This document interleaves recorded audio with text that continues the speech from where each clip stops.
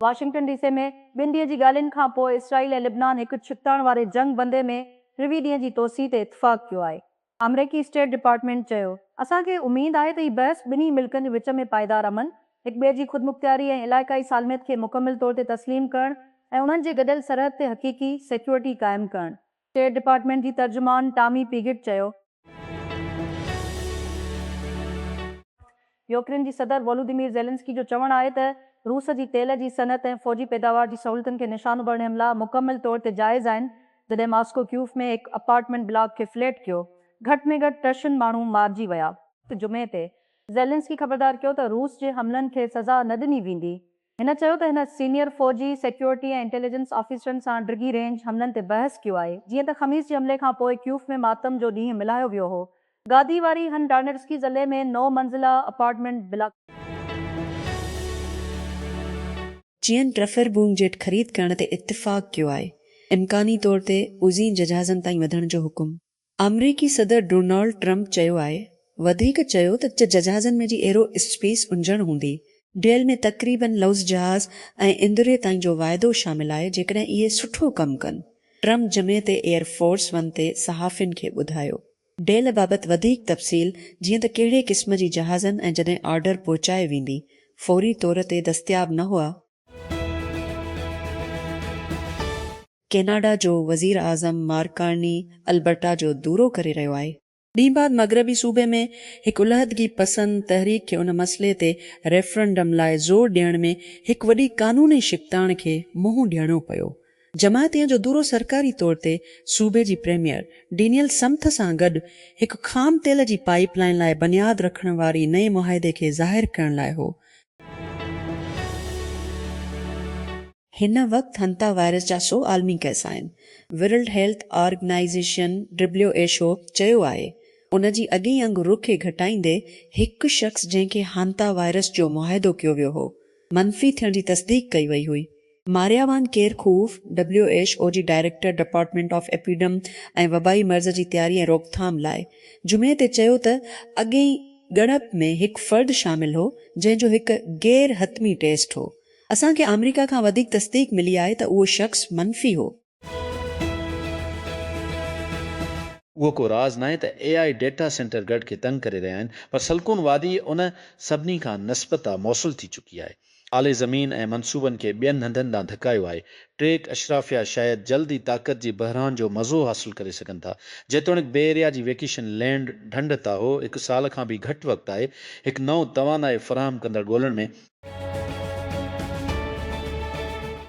हिकु hotel check उन system 1 million खां वधीक कस्टमर पासपोर्ट ड्राइवर जी लाइसेंस जी तस्दीक वारियूं तस्वीरूं छॾिया आहिनि। हिकु सिक्योरिटी लैब्स खां पोइ खुलियल वेब ॾांहुं डेटा हाणे ऑफलाइन आहे। बाद में क्रंच कंपनी जी ज़िम्मेवार खे ख़बरदार कयो त होटल चेक उन सिस्टम जंहिंखे ताबिक़ सॾियो वेंदो आहे, जापान जी टेक्निकी शुरूआती रेकरा तरफ़ान बरक़रार रखियो वेंदो आहे। उन जी वेबसाइट मूजिबि ताबिक़ जापान जी केतिरनि ई होटलनि में इस्तेमालु कयो वेंदो आहे ऐं महिमाननि खे चेक करण लाइ मुंहुं जी सुञाणप ऐं दस्तावेज़नि स्कैनिंग ते भाड़ीआए थो। Capital development authority CDA tuition खाली ऐं फालतो जायूं ख़तमु करण जे मंज़ूरी ॾेई छॾी आहे। हिकु वसी राइज़िंग ऐं सादगी वारे मुहिम जे हिसे तौरु ऐं सरकारी शोबे ते माली दबाव खे घटाइण आहे। अहो फ़ैसिलो मइशियत ह्यूमन रिसोर्स डेवलपमेंट डायरेक्टोरेट पारां जारी कयल नोटिफिकेशन ज़रिए कयो वियो। अप्रैल जे आख़िर में CDA बोर्ड जी 5 इजलास दौरान मंज़ूरीअ खां पोइ state bank of Pakistan SBP Eid al Azha ट्रिशीअ जे लाइ मुल्क गेरगो कैशलेस मुहिम शुरू कई आहे, जंहिंजो मक़सदु डिजिटल ट्रांज़ेक्शन खे फ़रोग़ ॾियणु आहे। हीउ क़दम मरकज़ी बैंक जे वसे हिकमत अमले जो हिसो आहे त जीअं नक़द ते इन्हिसार घटाइण ऐं मुल्क जे मसरूफ़ तरीन मौसमी वापारी दौरनि मां हिकु दौरान पाकिस्तान जी अदायगीअ जी माहौलियाती निज़ाम जी डिजिटलाइजेशन खे तेज़ कयो वञे। पेट्रोलियम डिवीज़न तरफ़ां जारी कयल नोटिफिकेशन मूजिबि वफ़ाक़ी हुकूमत पेट्रोल ऐं डीज़ल जी अघनि में ₹1 पैसा घटिताई करे छॾी आहे। नोटिफिकेशन मूजिबि तब्दील थियल क़ीमतूं 2 मई खां लागू थींदियूं। हिकु जज हार्वी वाइनस्टाइन ख़िलाफ़ रेप केस में ग़लति ट्रायल जो ऐलान कयो आहे। न्यूयॉर्क में जेवरी खां पोइ चयो आहे त उहो ताल जो शिकार आहे, फ़ैसिले ताईं पहुचण खां क़ासिर आहे। उहो 3 भेरो निशान लॻायो वियो आहे। न्यूयॉर्क ज़ेलनि जी बदनाम फिल्म मुग़ल ख़िलाफ़ केस ते गौर कयो आहे, जेको ॿियनि इल्ज़ामनि ते जेल में रहे थो। गज़ा में आमरीकी सालसे वारी हिकु नाज़ुक जंग बंदी जी बावजूद इसराइल हमास जे सभ खां सीनियर फ़ौजी अॻुवाण खे निशानो बणाईंदे हिकु हमलो कयो। वज़ीर आज़म बेंजामिन नेतन्याहू ऐं वज़ीर दिफ़ा इसराइल कैटिस जी गॾियल बयान मूजिबि इसराइल अज़ालुद्दीन अल हदाद खे अक्टूबर दुस्ले ते हमास जी अॻुवाणी में थियल हमले जी आर्किटेक्ट ऐं हमले जी नतीजे में यरगमाल बणाइण जो ज़िम्मेवार करार ॾिनो। इसराइल पिणु अल हदाद ते इल्ज़ाम लॻायो त अमरीकी सदर डोनाल्ड ट्रम्प जी अॻुवाणीअ में हमास खे गैर मुसलह करण ऐं गज़ा जी पटीअ खे गैर फ़ौजी करण लाइ मुआहिदे ते अमल करण खां इनकार कयो। जर्मन चांसलर फ्रेडरिक मर्ज जुमीअ ते चयो त हू पंहिंजे ॿारनि खे हिन वक़्तु अमरीका में रहण या पढ़ण जी ख़िलाफ़ मशवरो ॾींदो। तेज़ीअ सां बदिलजंदड़ समाजी माहौल ऐं आला तालीम याफ़्ता माण्हुनि लाइ बि महदूद मौक़नि जो हवालो ॾींदे तबसरा डोनाल्ड ट्रम्प जी सरबराही में अमरीका ऐं उन जी यूरोपी इतिहादनि जे विच में शिकतान खे निमाया कनि था। वापार जी तकरार सां यूक्रेन में जंगियुनि ऐं हाणे ईरान नेटो इतिहाद खे दॿा में विझे थो। खरोज़ ॿेड़ीअ ते हंता वायरस जे वबा खां पोइ 3 माण्हू मरी विया आहिनि, जंहिं आलमी तशवीश खे जनमु ॾिनो ऐं कोविड अरी जूं यादूं बहाल कयूं। माहिरनि जो ज़ोर आहे त उहो एतमाद कमज़ोर आहे। हीउ खरोज़ ॿेड़ीअ जी तबाही छा ज़ाहिर करे थी? हिन क़िस्त में रूस अरबा ऐं ख़मीस ते यूक्रेन में 3 खां वधीक ड्रोन ऐं इदिस मिसाइल फायर कया। घणो करे हमले जो मक़सदु गादीअ वारी कैफ ते हो। कुझु ॾींहं बाद जॾहिं मैच ते मास्को जी रेड स्क्वायर में पंहिंजी फतह वारे ॾींहं जी परेड ते हमलो कयो। इहा ॿी आलमी जंग जी पुॼाणे जी यादि में हिकु वॾे रोसी मोकल जो ॾींहुं। अमरीकी सदर डोनाल्ड ट्रम्प 3 ॾींहं जी दौरे खां पोइ चीन रवानो थी वियो आहे। केतिरनि ई वसीअ वापारी मुआहिदनि खे टोड़ींदे पर ताइवान या ईरान में अमरीका इसराइली जंग सां लाॻापियल अहम मसइलनि ते थोरी अॻु भराए जो मशवरो ॾिनो। ट्रम्प जो दूरो संदसि ॿियो दूर जो पहिरियों दूरो शान और शौकत ऐं हालतुनि सां भरियल हो, जंहिंमें ॿारनि खे माफ़ी ॾियण, हिकु फ़ौजी एज़ाज़ जी गार्ड जी सलामी, हिकु ख़फ़िया अॻोणी शाही बाग जो हिकु खांगी दूरो ऐं 15वीं सदीअ जी कंफ्यूशियन मंदिर जो आसमान। टेस्ला रोबोट्स जो लाइ टफनेस खां घटि में घटि 2 भेरा हादसो थी चुको आहे, जॾहिं त हिकु टेली ऑपरेटर गाॾियुनि खे रिमोट हलाए रहियो हो। National highway traffic safety administration खे जमा कयल नए अणशपियल में घटि रफ़्तार ते थिया। हर सूरत में उते हिकु हिफ़ाज़त मॉनिटर जी पोयां प्यालो हो ऐं को बि मुसाफ़िर सवार न हो। वफ़ाक़ी हुकूमत पेट्रोल ऐं डीज़ल जी क़ीमतनि में ₹1 रिसर पैसा घटिताई करे छॾी आहे।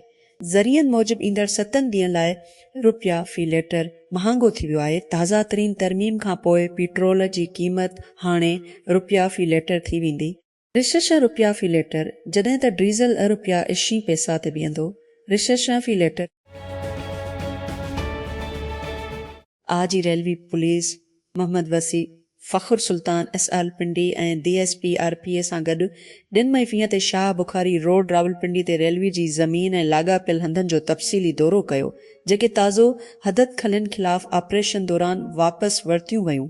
दौरीअ दौरान आज रेलवे पुलिस ज़ाज़ी हिदायतूं जारी कयूं त कंहिं बि सूरत में वापसि रेलवे जी ज़मीन ते ॿीहर हदद खलनि जी इजाज़त न ॾिनी वञे। हिन चयो त रेलवे जी ज़मीन ऐं ॿियनि असासनि जी हिफ़ाज़त रेलवे पुलिस जी अहम ज़िम्मेवारी आहे ऐं उन ॻाल्हि ते ज़ोर ॾिनो त उन्हनि क़ीमती असासनि खे पाकिस्तान रेलवे जी रेवेन्यू वधाइण लाइ मौसर तरीक़े सां इस्तेमालु कयो वञे। जॾहिं त डोनाल्ड ट्रम्प ऐं शी जिनपिंग कैमरा लाइ पंहिंजी दोस्ती खे सलाम करे रहिया हुआ, उहो हरीफ़ चीनी ऐं US सिक्योरिटी सर्विसेज़ लाइ घटि ख़ुशगवार हो। US सीक्रेट सर्विसनि जे हथियारनि ते शिकतान खां शिकतान तकरार बीजिंग जी ट्रम्प जी दौरी दौरान सतह ते बिलबुल थी वियो। अमरीका पोलैंड में रसर फ़ौजियुनि जी रथियल तइनात खे मनसूख़ करे छॾियो आहे। अमरीकी अमलदारनि जुमे ते चयो आहे, जीअं वाशिंगटन जर्मनी मां हज़ारनि फ़ौजियुनि खे वापसि वठण जो ऐलान करण खां पोइ यूरोप में पंहिंजी फ़ौजियुनि खे ॿीहर मुनज़म करे थो। US यूरोपी कमांड जी सरबराह फोर्स जी घटिताई बाबति हिदायतूं हासिल कयूं। अमरीकी फ़ौज जी क़ाइम मुक़ाम chief of staff general Christopher LaNeve चयो, कांग्रेस जी ॿुधणी दौरान जॾहिं मनसूख़ थियल तइनाती बाबति पुछियो वियो। लिबनान में जारी इसराइली हमलनि ऐं जंग बंदे जे भञकड़नि बावजूदि इसराइली ऐं लिबनानी अमलदारनि विच में ॻाल्हियुनि जो ॿियो ॾींहुं वाशिंगटन DC में थी रहियो आहे। ॿिए वफ़द जिन में जे सुबुह ते स्टेट डिपार्टमेंट पहुची विया मुसलसिल ॻाल्हियुनि लाइ। हिन साल ॿिन्ही तरफ़नि जे विच में सिधी तरह ॻाल्हियुनि जो टियों दूर चेल्सी बमुकाबला मैनचेस्टर सिटी जा इंग्लिश FA कप फाइनल किथे लंडन में वेम्बली स्टेडियम बर्तानिया जॾहिं छंछर मई 23 शाम जो वॻी GMT कीअं फॉलो कयो वञे असांजे लाइव GMT खां अल जज़ीरा स्पोर्ट ते सभु तामीर कंदासीं। तारीख़ छंछर ते ठाहे वेंदे जीअं मैनचेस्टर सिटी मुसलसिल 4 फाइनल में कतार में पहिरीं टेम बणिजी वई जीअं उहे ट्रॉफीअ लाइ चेल्सी सां गॾु हुजनि। वॾिन तरक़ी पज़ीर मईशतुनि जो ब्रिक्स इतिहाद हिंदुस्तान में 2 ॾींहं वारी उजलास खां गॾियल जारी करण में नाकाम थी वियो आहे। ईरान जी जंग ते अंदरूनी इख़्तिलाफ़नि जे विच में जेको केतिरनि मेंबरनि खे मुतासिर करे रहियो आहे। भारत नईं दिल्ली में परॾेही वज़ीरनि जी उजलास जी मेज़बानी कई ऐं हिन वक़्तु इतिहाद जी सदारत करे रहियो आहे। ब्रिक्स बुनियादी मेंबरनि ब्राज़ील, रूस, भारत, चीन ऐं ॾखण अफ्रीका गॾु करे थो। गॾोगॾु नवां मेंबर एथोपिया, मिस्र, ईरान, इंडोनेशिया ऐं UAE। 3 माण्हू हिकु खरोज़ ॿेड़ीअ ते हंता वायरस जी वबा में फ़ौत थी विया। आलमी तशवीश पैदा करण ऐं कोविड रुज़ीअ जूं यादूं बहाल करण माहिरनि जो ज़ोर आहे त उहो साॻियो वायरस न आहे, पर वबाई मर्ज़ खां पोइ एतमाद कमज़ोर आहे। खरोज़ ॿेड़ीअ जी मुसाफ़िरनि लाइ आज़माइश छा ज़ाहिर करे थी? हिन क़िस्त में गॾियल अरब इमारात हिकु नए पाइपलाइन जी तामीर खे तेज़ीअ सां ट्रैक करे रहियो आहे, जेको मुल्क जी ओभर में हिकु बंदरगाह शहर फजीरा जी ज़रिए बरामद जी गंजाइश खे ॿीणो कंदो, जीअं ख़लीजी क़ौमूं हरिमज़ जी आबनाई खे बाईपास करणु चाहिनि थियूं। अबू ज़बी नेशनल ऑयल कंपनी एडियनोसी पारां जुमा ते मुनक़िद कयल एग्ज़ीक्यूटिव इजलास में वली अहद शेख ख़ालिद बिन मोहम्मद बिन ज़ैद आलमी मुतालबनि खे पूरो करण लाइ वेस्ट ईस्ट पाइपलाइन मंसूबे जे रफ़्तार खे तेज़ करण जो ऐलान कयो। समाहवारी वफ़ाक़ी वज़ीर अब्दुल अलीम ख़ान पंजाब में ट्रैफ़िक जी रवानगी ऐं ट्रांसपोर्ट इंफ्रास्ट्रक्चर खे बहितर बनाइण जी कोशिशुनि जी हिसे तौरु लाहौर सियालकोट मोटरवे खे 3 लेन मां वधाई दी 3 लेन करण जी हिदायत कई आहे। इहा हिदायत नेशनल हाईवे अथॉरिटी हिकु जाइज़ी उजलास दौरान जारी कई वई ऐं हाईवे मंसूबनि ते अॻुभराए ते गौर कयो वियो।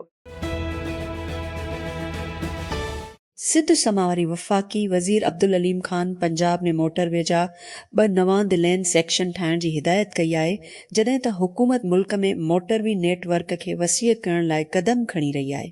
सूबाई वज़ीर हुकुम ॾिनो त सियालकोट खारियान ऐं खारान रावलपिंडी सेक्शन खे डलेन मोटरवेज़ तौरु तरक़ी ॾिनी वञी।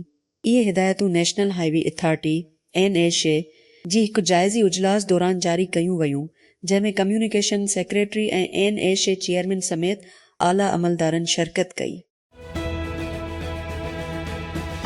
प्रिंसटन जी मुहक़क़नि हिकु ॾिदी डिवाइस ठाही आहे, जेका जानदार दिमाग़ जी सेलनि खे हिकु सिस्टम में जदीद इलेक्ट्रॉन्स सां गॾु करे थी। डिवाइस बरक़ी नमूननि खे सुञाणण लाइ कंप्यूटेशनल तरीक़ा इस्तेमालु करे थो ऐं मुहक़क़नि खे दिमाग़ी कम, आसाबी बीमारी ऐं घुट ताक़त वारी कंप्यूटिंग जी मुताले में मदद करे सघे थी। स्टेट बैंक जी गवर्नर जमील अहमद जी मुताबिक़ पाकिस्तान जा नवां करंसी नोटिस देर जो शिकार थी सघनि था, जॾहिं हुकूमत तरफ़ां तजवीज़ कयल design state bank of Pakistan SBP खे वधीक बहितरी लाइ वापसि कई वई। गवर्नर चयो त मरकज़ी अॻु में ई नई करंसी जी डिज़ाइन खे मंज़ूरीअ लाइ पेश करे चुको आहे, पर हुकूमत हतमी मंज़ूरी ॾियण खां पहिरियां कुझु तब्दीलियुनि ऐं सुधारनि लाइ चयो।